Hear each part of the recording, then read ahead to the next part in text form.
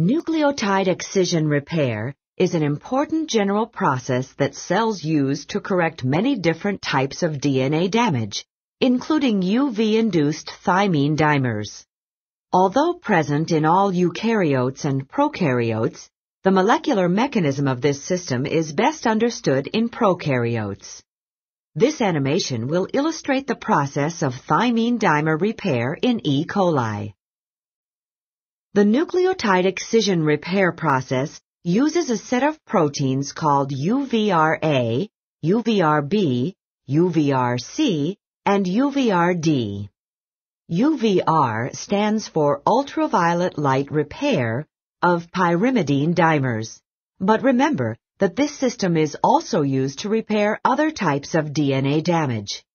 In addition, DNA polymerase and DNA ligase are used to complete the repair. The process begins with the loading of a protein trimer onto the DNA double helix.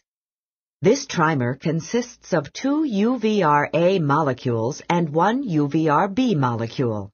This trimer moves along the DNA, scanning for damage that distorts the double helix. When the trimer encounters DNA damage such as a thymine dimer, it stops.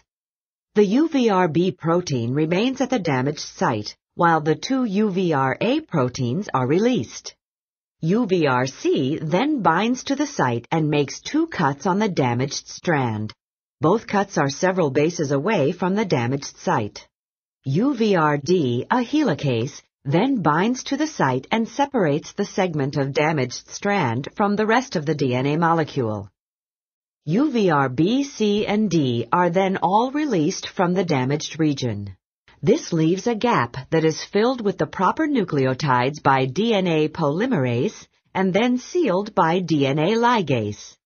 The end result is that the damaged DNA has been replaced with the correct bases. Nucleotide excision repair